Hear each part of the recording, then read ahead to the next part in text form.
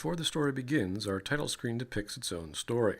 Two endless rows of people walk in single file towards some mountainous retreat. Templars on the right, as identified by the emblem on their shield, and what looks like mages on the left. They could be circle mages. Some of their staves occasionally flicker with a glowing green color, which is not a very common color for magic spells or light randomly pulsating from mages in Dragon Age 1 or 2. Here's a spell from Dragon Age 2 showing a green mist effect, but not one that randomly pulses from a staff, which is similar to the elemental effects of the weapons seen in Dragon Age 1's enchantment system. Green-colored magic is, however, shown later in the game, but considering this is a pre-game scene, it shows a degree of uniformity that is alien to the Dragon Age universe. Now, you might be thinking BioWare's used titles before to frame the narrative. In fact, this one from Mass Effect 2 shows the game universe after the events of the entire game, so maybe that's the case here. We will soon see it isn't. Now, the previous game told us that mages, specifically circle mages, and the Templars were going to war. You've already lost all the circles. In fact, haven't the Templars rebelled as well? I thought you decided to abandon the Chantry to hunt the mages. Not all of us desire war, Varric. That the Chantry, or at least the Seekers, not only lost all the circles, but that the Templars rebelled as well. Some of the Seekers sought to hunt down the mages.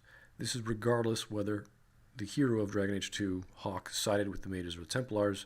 Hawke escaped, ran away, and never helped either party out.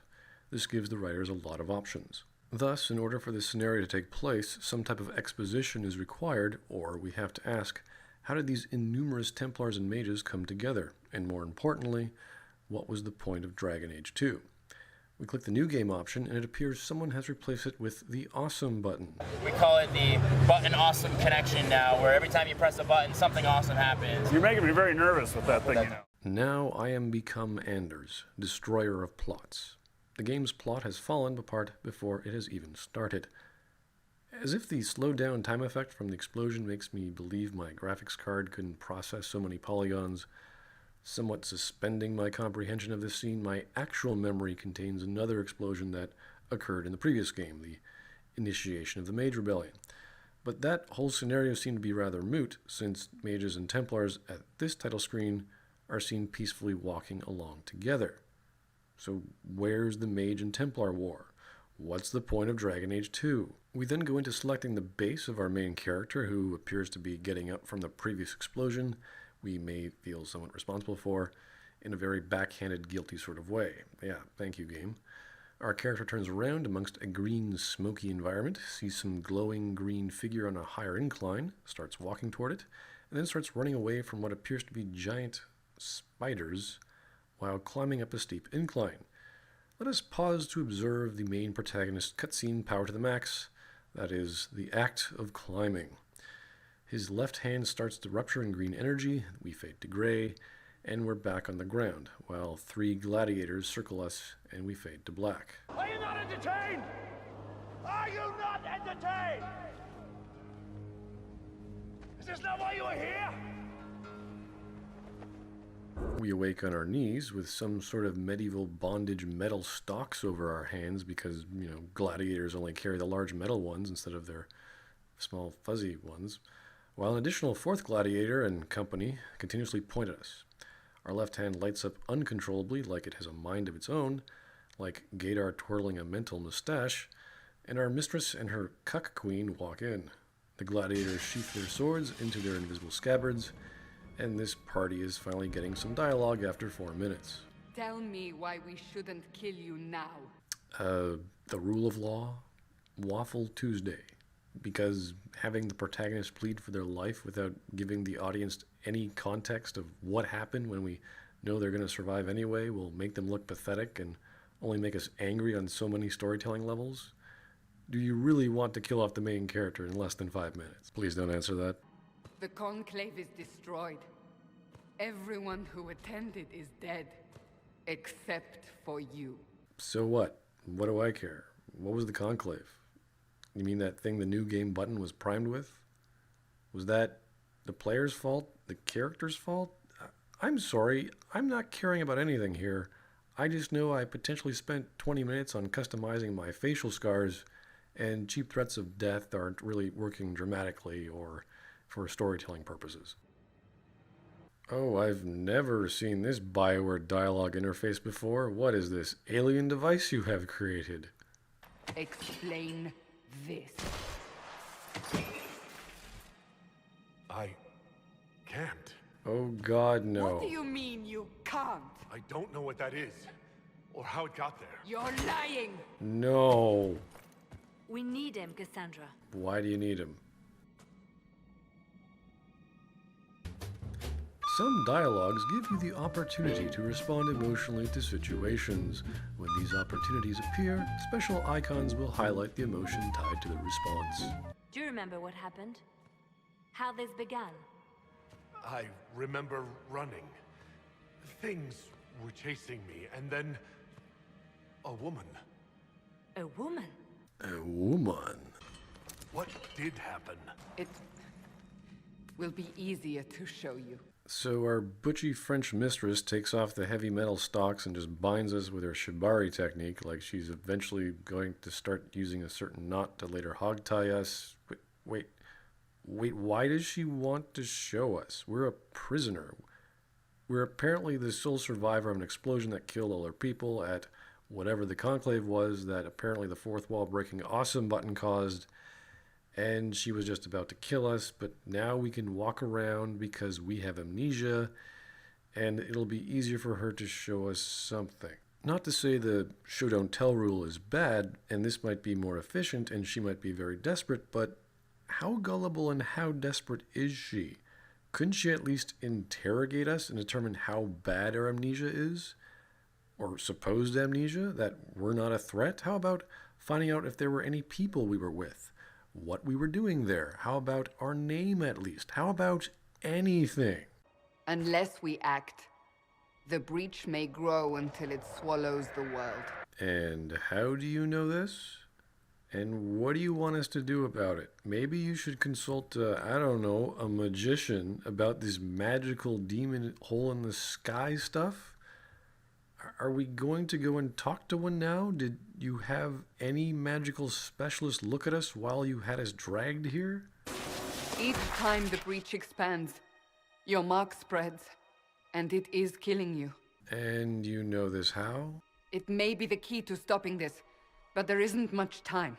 That's the third unexposed assumption Cassandra's made, and we've just passed 7 minutes. The player needs to know what is going on here.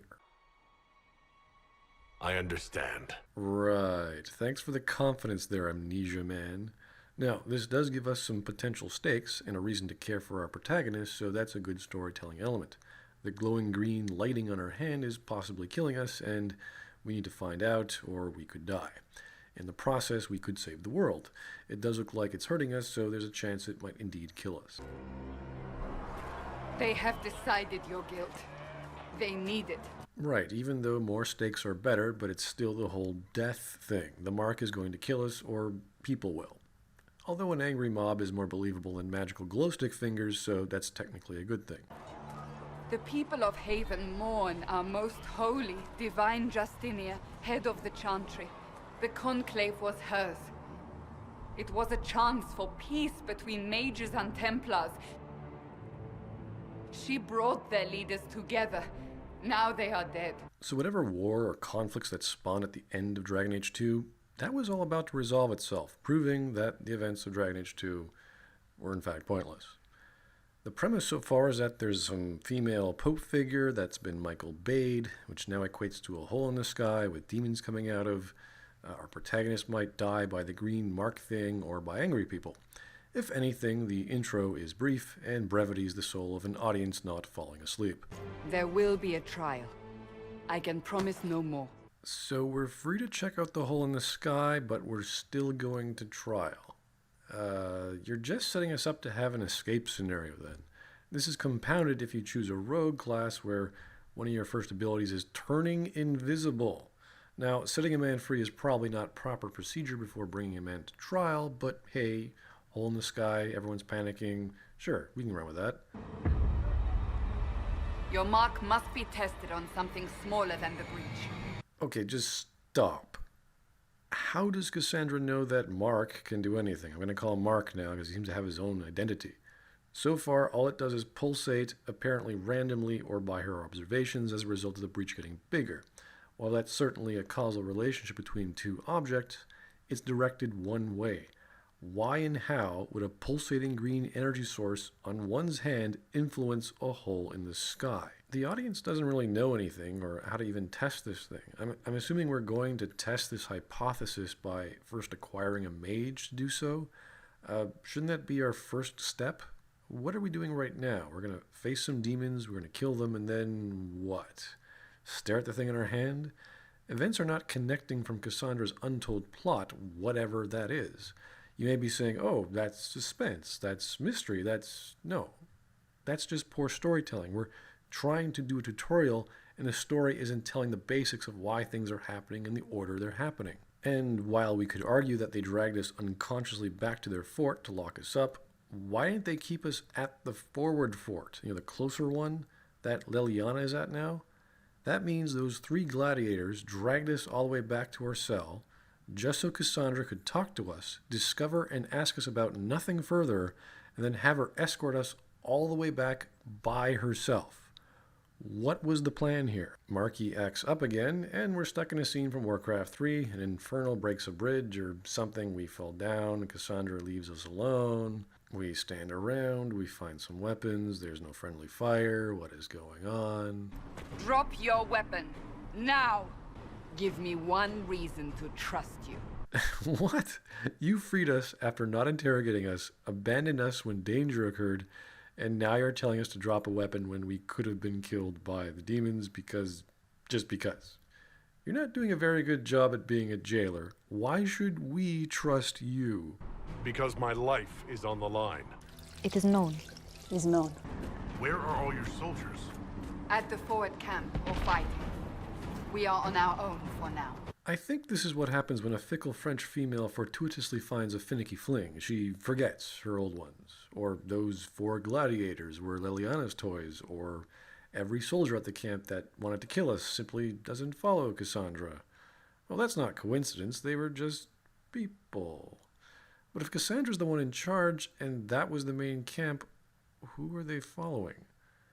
So we meet up with some fighting soldiers. Varric from Dragon Age 2 is there. And then suddenly, out of nowhere, this bald elf guy grabs our arm. Quickly! Before more come through! So he points our hand in the general direction at the small breach, and it closes. Okay. Oh, right. He's a wizard. A wizard did it. We're the wizard, as is Solas. Well, technically, protagonists are walking plot devices. This is a lore explanation for it as well. Whatever magic opened the breach in the sky also placed that mark upon your hand. I theorized the mark might be able to close the rifts that have opened in the breach's wake. And it seems I was correct. Okay, so how does this work? Do we have something like we point at it and it does stuff? Is there a range? Do we focus our minds? Do we flex? Do we think something? Is it just a pose? How does this thing do its job? It seems you hold the key to our salvation.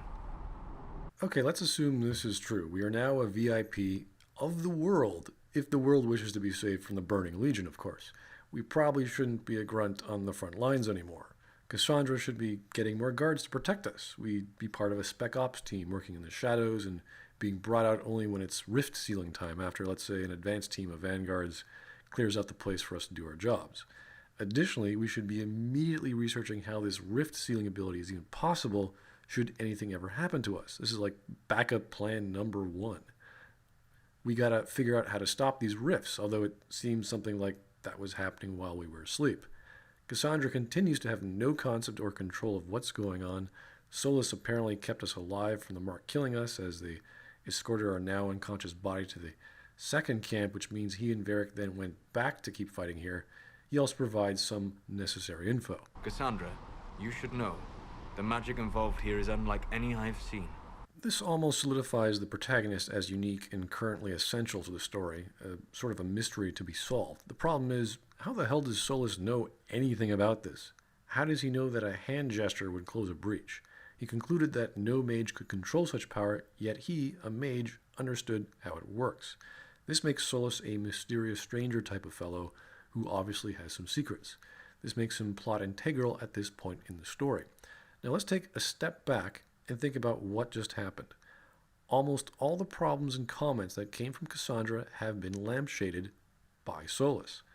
During the time the protagonist was carried back unconsciously with at least Cassandra and Solas, it is implied that Cassandra must have learned from Solas the state you were in, the mark, else she wouldn't have been able to say, Your mark must be tested on something smaller than the breach. So the writers here have dangerously dug their own hole by using erroneous question-raising exposition, having us contemplate Cassandra's comments, and then they climbed out of their quagmire by using Solas as their ladder. This certainly isn't the best way to introduce characters or the beginnings of a story by having them solve the plots and other characters' self-created exposition problems. However, this is a fantasy, and we can literally say a wizard did it. The plot is now back to normal, if you can call it that, but not without having us question Cassandra's mind. Now, the story can focus on the mystery of the mark, whether our life can be saved from it, and the conflicts that arise from that. But let's just think about this for a moment. Imagine Cassandra lied to us, and by her authority was taking us to our trial by herself. She didn't ask any basic important questions because she didn't want any suspicion or rumors to be drawn to us. We still get the stares of people who hate us outside, but luckily the gladiators inside would obey Cassandra anyway because they're actually her men. And then, when we were finally able to be away from the public, let's say when we just finished defending ourselves after the bridge explodes, she'd reveal to us that she had put on an act, else a mob of her men would kill us on the spot. Thus, bringing them along would complicate matters. She had to stay to protect us from the mob outside and also believe that we're the key to all this mess because Solas told us we were needed and we have to go seek him out again now that we're awake because we had to go leave and save lives fighting demons, or at least he and Varric had to. She'd still be just as protective and also wouldn't get angry about us defending ourselves because she knows how vital we are. Throw in some character reveals about her Androstian religion and how she believes we were sent from the Maker, that this is all divine providence. That would help explain why she'd even ask for our opinion on whether to take the mountain path or to charge on, since she believes we are essentially a prophet to her. It would also show us she's rather clever and not a person reacting to events, but one that has their own, somewhat thought-out plot. But I digress. So anyway, we meet up with Leliana, who's arguing with Roderick, Grand Chancellor of the Chantry, and he's telling us we need to go to Val Royeaux so they can kill us. Order me? You are a glorified clerk. Leliana says we should take a mountain path while the main force provides a distraction, while Cassandra believes that's too risky. Then Cassandra loses her backbone and what's left of her intelligence. How do you think we should proceed? Cassandra, we are your prisoner.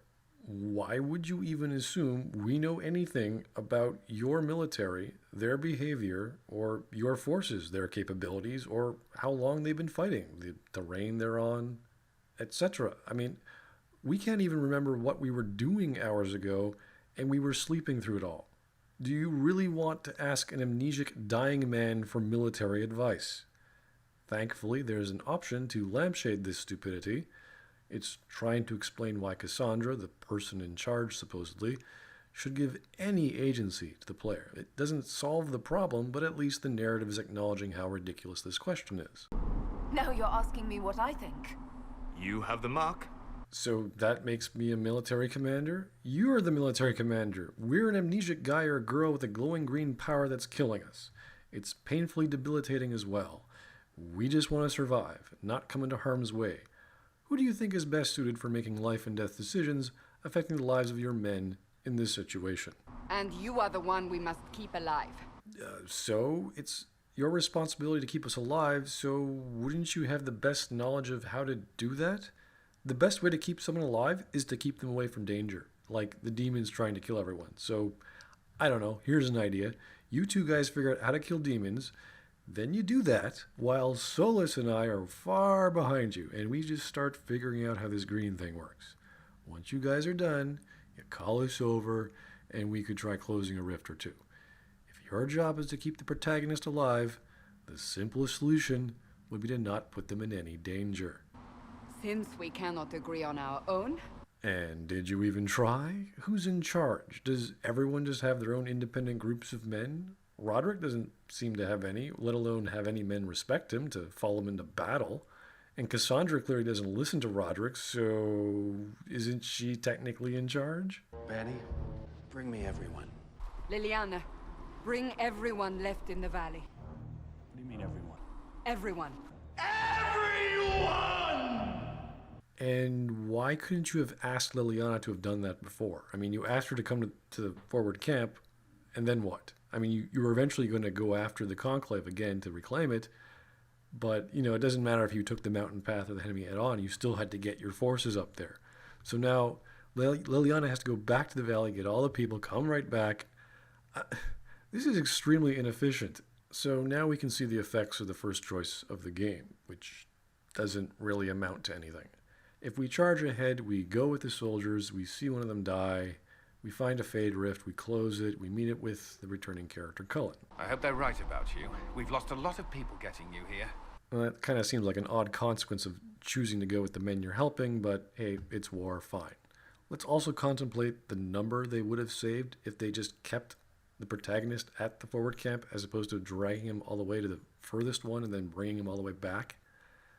Now, if you take the mountain path, you climb up some ladders, you enter a demon-infested cloistered mine, and encounter some dead scouting party members that the rest of them are near a rift. Why they're all fighting demons instead of retreating at a rift, who knows? Anyway, we seal the rift, and a red-shirt lieutenant and her men are thankful that we saved them. I don't think we could have held out much longer. Thank our prisoner, Lieutenant.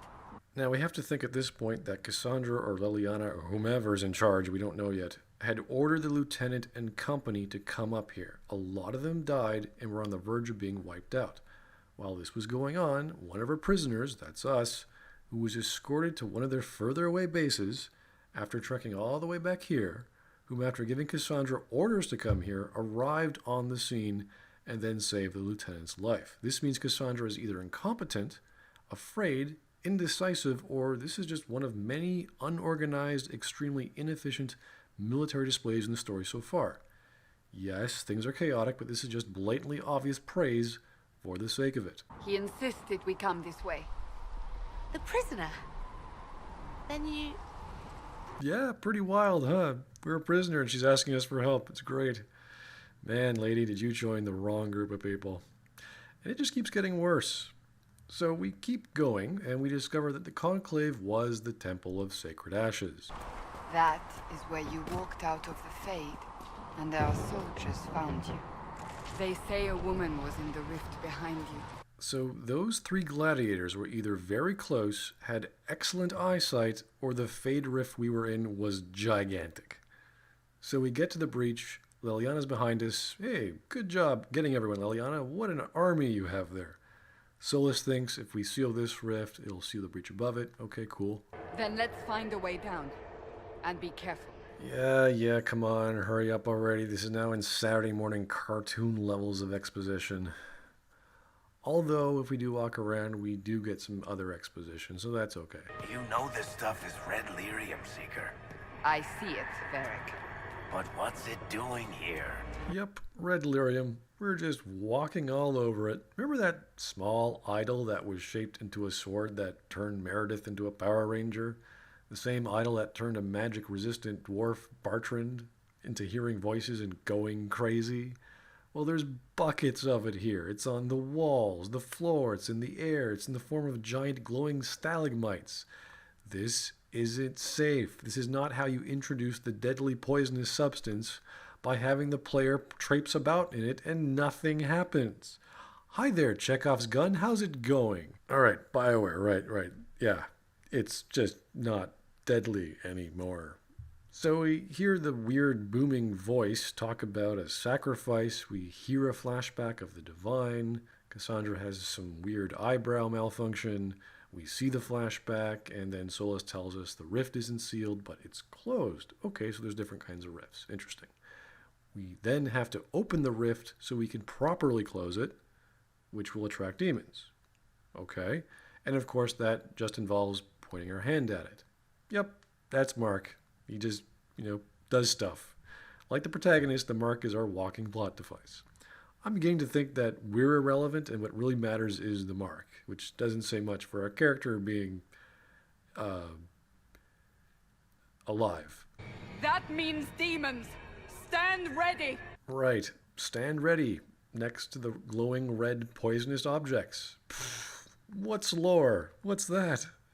Also notice how none of these guys look like the fellows that Leliana brought in. Maybe she really did bring an army behind her. I don't know. So anyway, we arbitrarily point our hand at the rift. Apparently that worked, and demons come out. We fight them, and the archer people are useless. We must strip its defenses. Wear it down. Yeah, that's not working. We need some more exposition here. Can we get some exposition? Now? Now? Quickly! Disrupt the rift! So we fight this Pride Demon tank and his minions, wondering where everyone Leliana brought with her is. We seal the breach, there's an explosion, we then wake up in bed, and I guess that's game over. What was the theme of the story here again? Either way, an elf girl talks to us. It's all anyone has talked about for the last 3 days. Wow, 3 days. That's really great. I'm all decked out in these really fancy pajamas. I'm probably very hungry being a Canary, and I'm looking rather predatorial right now. I bet I could probably eat you. Then the danger is over. But not for you. Instant costume change from PJs to combat armor. Well, it could have been a fade to black scene, and the inexplicable amount of time just passed. But either way, it's official. We're a superhero of a conflict we just solved.